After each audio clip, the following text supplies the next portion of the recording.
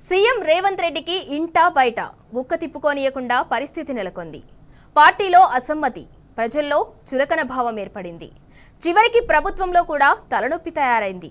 ప్రభుత్వంలో నంబర్ 2 అయిన deputy CM Bhatti Vikramarka, మంత్రి పొంగులేటి శ్రీనివాసరెడ్డి మధ్య పచ్చగడ్డి వేస్తే భగ్గుమనే సిచ్యుయేషన్. ఆలయ పాలకవర్గం విషయంలో భట్టి వర్సెస్ పొంగులేటి మధ్య ఆధిపత్య పోరు జరిగింది.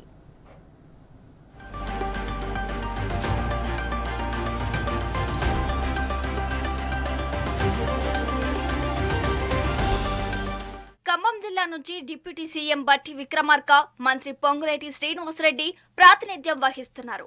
వీరిద్దరి మధ్య అభిప్రాయ విభేదాలు తీవ్ర స్థాయికి చేరాయి. భద్రాద్రి కొత్తగూడెం జిల్లా పాల్వంచ మండలం జగన్నాథపురంలో పెద్దమ్మ ఆలయం ఉంది. ఇక్కడ పాలక మండలి విషయంలో భట్టి వర్సెస్ పొంగులేటి అన్నట్టుగా హాట్ రాజకీయాలు సాగాయి. ఇటీవల భట్టి విక్రమార్క అనుచరుడు జమ్ముల రాజశేఖర్ చైర్మన్ మరో 13 మందిని సభ్యులుగా నియమించారు. ఈ నెల 6వ తేదీన దేవాదాయ శాఖ జీవో కూడా జారీ చేసింది. పాలక మండలికి సంబంధించి జీవో విడుదలైంది. ప్రమాణ స్వీకారం చేయడమే మిగిలింది. మంత్రి పొంగులేటి శ్రీనివాసరెడ్డి రంగంలోకి దిగారు. పాలకవర్గం ప్రమాణ స్వీకారం చేయకుండా అడ్డుకున్నారు. పాలక మండలి గురించి తనకు తెలియకుండా జీవో ఇచ్చిన మంత్రి కొండా సురేఖకు ఫోన్ చేసి అడిగారని తెలిసింది. వెంటనే జీవో రద్దు చేయాలని ఒత్తిడి తీసుకొచ్చారు. దాంతో పాలక మండలి ప్రమాణ స్వీకార ప్రక్రియ నిలిచిపోయింది. ఆ తర్వాత తన అనుచరుడు బాలినేని నాగేశ్వరరావు చేత మరో పాలక మండలి ఏర్పాటు చేయించారు. వెంటనే జీవో కూడా విడుదల చేశారు. దీంతో భట్టి అనుచరుడు జమ్ముల రాజశేఖర్ చైర్మన్ పదవి త్రుటిలో చేజారినట్టయింది. మరోవైపు జిల్లాలో 2 మంత్రుల ఆధిపత్య పోరుతో దేవాదాయ శాఖ అధికారులు మంత్రి కొండా సురేఖ తీవ్ర ఇబ్బందికి గురయ్యారని తెలిసింది.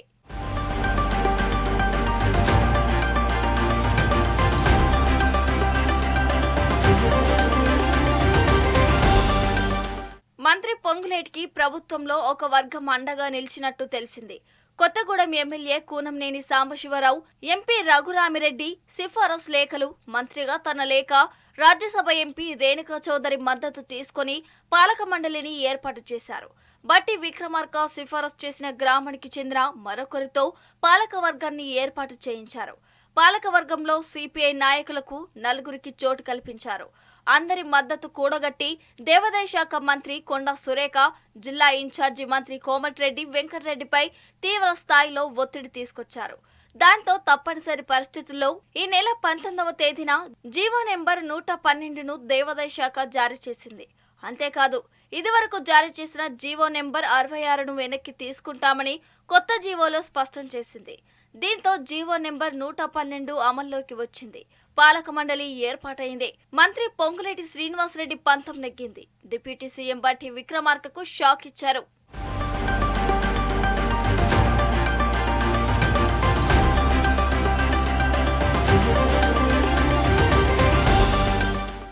ఉమ్మడి ఖమ్మం జిల్లాలో 4 ఆలయాలు ఉన్నాయి. భద్రాచలం శ్రీ సీతారామచంద్ర స్వామి దేవస్థానం, కొత్తగూడెం గణేష్ ఆలయం, జమలాపురం శ్రీ వెంకటేశ్వర స్వామి దేవస్థానం, పాల్వంచ పెద్దమ్మ తల్లి దేవస్థానం ఉన్నాయి. భద్రాచలంతో పోటీపడే ఆదాయ వనరులు ఉన్న దేవస్థానం పెద్దమ్మ టెంపుల్. ఈ దేవస్థానం చైర్మన్ పదవి కోసం తీవ్ర పోటీ ఉంది. పాలక మండలి చైర్మన్ పదవిని అనుచరులు అప్పగించాలని మంత్రులు భావించారు. మరో విచిత్రం ఏంటంటే, చైర్మన్ పదవి కోసం ఒకే ఊరి నుంచి 2, అది కూడా బంధువులు పోటీపడి ఒక్కరు దక్కించుకున్నారు. దాంతో ఆ గ్రామంలో జనం 2 వర్గాలుగా చీలిపోయారు. పాలక మండలి పదవి ఊరిలో చిచ్చురేపింది. అంతేకాదు, పొంగులేటి నియమించిన పాలక మండలి సభ్యుల్లో 2పై క్రిమినల్ కేసులు ఉన్నాయి. అందులో ఒకరు స్థానికులు కారని భట్టి విక్రమార్క వర్గం ఆరోపిస్తోంది. నేర చరిత్ర ఉన్నవారికి ఆలయ పాలక మండలి పదవి చేపట్టేందుకు అర్హత ఉండదు.